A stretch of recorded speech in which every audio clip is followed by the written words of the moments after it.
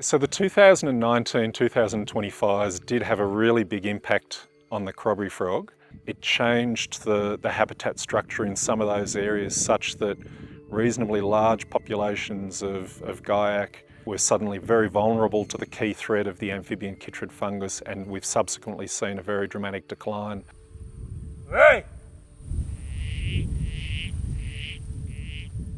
Also, with the 2019-2020 fires was an opportunity to engage more with traditional owners on elements of Kosciuszko that are important to them and attain the necessary resources to have them on country looking at, well, how are these aspects of the environment that are important to them faring post-fire, and what can we put in place to ensure that the cultural integrity of this area is maintained.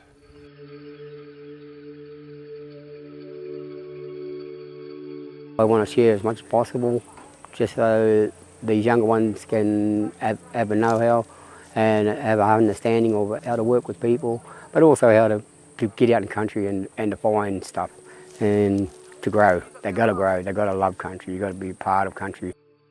I thought that was just amazing, especially first time ever seeing that was just an amazing experience to see, and hopefully to see more. One of my favourite frogs. They are just so beautiful, so culturally significant to us, and as being an endangered species, they mean so much to us.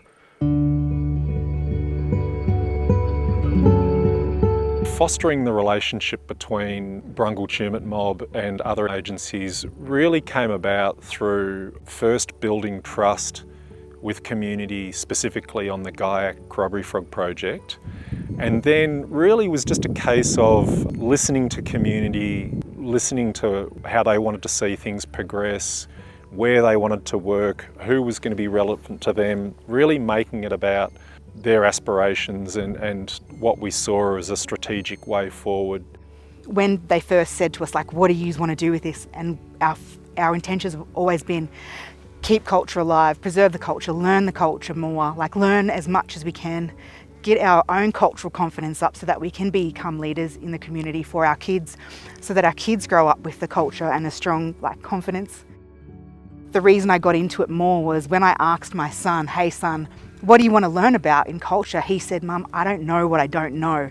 And it broke my heart because he didn't know what he wanted to learn. And so yeah, we dived into the research projects where we had sort of cultural workshops with our community, and then the ranger stuff. So yeah, I think largely it has benefited me physically, spiritually and mentally, as well as my kids.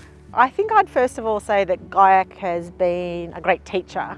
And what I mean by that is it's gyak that brought us together, brought the whole team together and community. So it's this sort of great connector.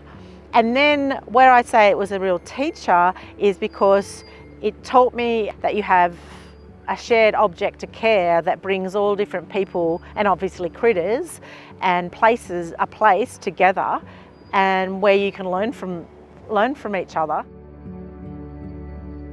I think it's been a wonderful opportunity for us because we've now got this team of community managers that have the skills, they've got the equipment, they're extremely well organised, and so for an agency like us that is partnering with landholders and partnering with community, it's so easy for us to be able to work with these guys. It's providing them with meaningful employment, but for us we're actually getting some really true outcomes. It's just extraordinarily rewarding to work in a community like this. They're sort of great people, but to be part of people getting real jobs and being out on country. And I think as an academic you like to think that your work has some impact, but you don't necessarily know when and if it does that. And so I think in that sort of sense that it's sort of about care and commitment and open-heartedness. I just want to learn more about my culture and just really have an insight on, a bit of everything. Just to be able to grow up and, eventually teach my kids that knowledge, and being able to learn from my dad specifically is, yeah. I know that our people are out there and they give you strength, and the country itself is a healing process for our people. That's the best part of it, I think, looking after the country. That's where you get your reward from.